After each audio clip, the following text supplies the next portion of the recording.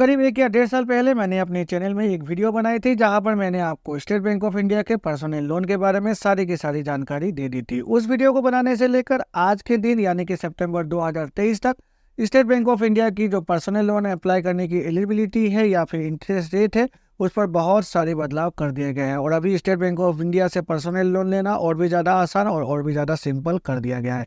आज की वीडियो में मैं आपको बताने वाला हूँ आज यानी कि सितंबर 2023 को अगर हम स्टेट बैंक ऑफ इंडिया में जाकर एक पर्सनल लोन अप्लाई करते हैं तो आखिर कौन कौन सी हमें एलिजिबिलिटी क्राइटेरिया फुलफिल करनी पड़ेगी और आखिर कितनी इंटरेस्ट हम स्टेट बैंक ऑफ इंडिया हमसे चार्ज करेगी एक पर्सनल लोन लेने के अगेंस्ट में। नमस्कार दोस्तों, मेरा नाम है विराज और आपका स्वागत है मेरे चैनल विराज की बातें में। तो चलिए आज की वीडियो को फटाफट शुरू करते हैं। सबसे पहले बातें कर लेते हैं आखिर कौन कौन सी ऐसी एलिजिबिलिटी क्राइटेरिया है जिनको हमको फुलफिल करना होगा अगर हम स्टेट बैंक ऑफ इंडिया में जाकर एक पर्सनल लोन अप्लाई करना चाहते हैं। तो सबसे पहले तो हमारी जो सैलरी अकाउंट है वो स्टेट बैंक ऑफ इंडिया में होनी चाहिए। मतलब स्टेट बैंक ऑफ इंडिया उन्हीं लोगों को पर्सनल लोन देती है जिनकी salary account state bank of India में मेंटेन हो रही हो। तो इसका सिंपल मतलब यह होता है स्टेट बैंक ऑफ इंडिया सिर्फ सैलरीड क्लास को ही पर्सनल लोन यहाँ पर ऑफर करती है।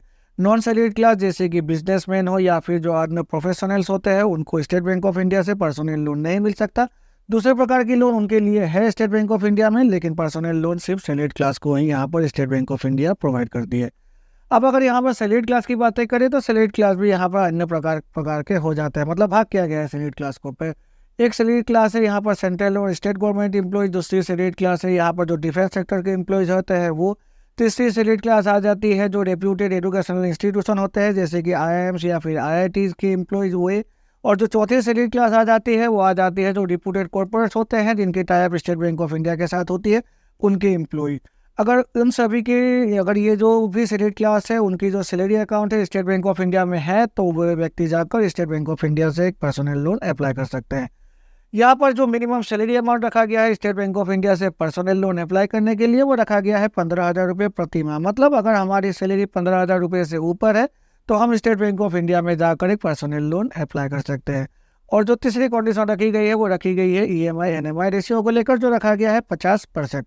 EMI NMI रेशियो का मतलब होता है हमारी जितनी भी ग्रॉस सैलरी है उस पर जो भी amount as EMI personal loan के अगेंस्ट में डिडक्ट किया जाएगा प्रति माह, वो 50% हमारी जो ग्रॉस सैलरी है उसको क्रॉस नहीं करनी चाहिए। मतलब अगर हमारी जो सैलरी है अगर 20,000 रुपये है तो उस केस में जो EMI NMI रेशियो आ जाती है मैक्सिमम वो 10,000 रुपये आ जाती है। मतलब 10,000 रुपये ही एज ए EMI हम डिडक्ट करवा सकेंगे हमारी सैलरी से as a EMI NMI ratio के तौर पर। उससे ऊपर हम डिडक्ट नहीं करवा सकते, चाहे हमारी लोन की एलिजिबिलिटी अमाउंट जितनी भी आ जाए, लेकिन EMI NMI रेशियो 50% के ऊपर कभी भी स्टेट बैंक ऑफ इंडिया में तो क्रॉस नहीं हो सकती है। अब अगर कोई व्यक्ति चाहे तो स्टेट बैंक ऑफ इंडिया से एक से ज़्यादा भी पर्सनल लोन अप्लाई कर सकते हैं, लेकिन अगर एक से ज़्यादा पर्सनल लोन अप्लाई करने पर जो सेकेंड लोन उनको मिलेगी वो जो फर्स्ट लोन है उसकी कंप्लीट डिसबर्सल जो अमाउंट है उसकी डिसबर्सल होने के बाद ही मिलेगी। और जो फर्स्ट लोन है उसकी अगर कोई भी व्यक्ति EMI जो उनकी EMI उनको रेगुलर पे कर रहा है तो उस सिनेरियो में मिलेगी। तो यहाँ पर भी EMI NMI रेशियो 50% को क्रॉस नहीं होनी चाहिए दोनों लोन अमाउंट को मिलाकर।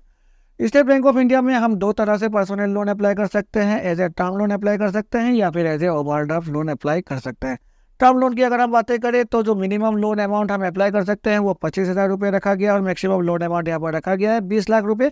या फिर हमारी जो सैलरी आ जाती है नेट मंथली इनकम वो उसकी 24 गुने यानी कि 24 times of our net monthly income. और अगर हम ओवरड्राफ्ट लोन के तौर पर अप्लाई करते हैं तो मिनिमम जो लोन अमाउंट हम अप्लाई कर सकते हैं वो रखा गया है 5 लाख रुपए और मैक्सिमम लोन अमाउंट सिर्फ रखा गया है 20 लाख रुपए या फिर हमारी जो नेट मंथली इनकम है उसके 24 गुने। मैक्सिमम रीपेमेंट पीरियड रखी गई है SBI पर्सनल लोन की 6 साल यानी कि 72 महीने या फिर remaining service period of the applicant. अगर कोई व्यक्ति चाहे तो प्री पेमेंट करके भी SBI पर्सनल लोन अमाउंट को पहले ही क्लोज कर सकते हैं, लेकिन उस सिनेरियो में जितनी भी प्री पेमेंट अमाउंट रह जाती है उस पर 3% उनको एज ए पेनल इंटरेस्ट पे करना पड़ेगा।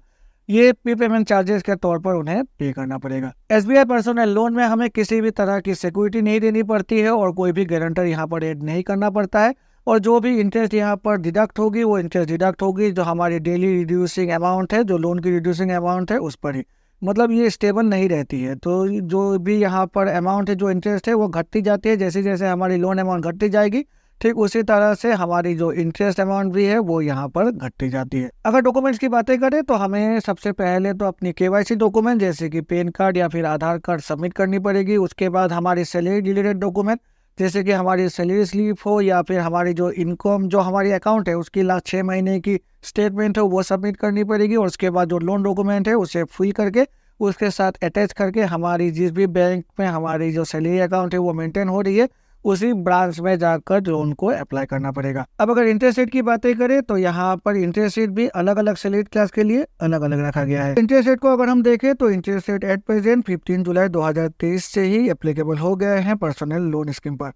सबसे पहली जो इंटरेस्ट रेट है वो आ जाती है defence salary package account holder के लिए।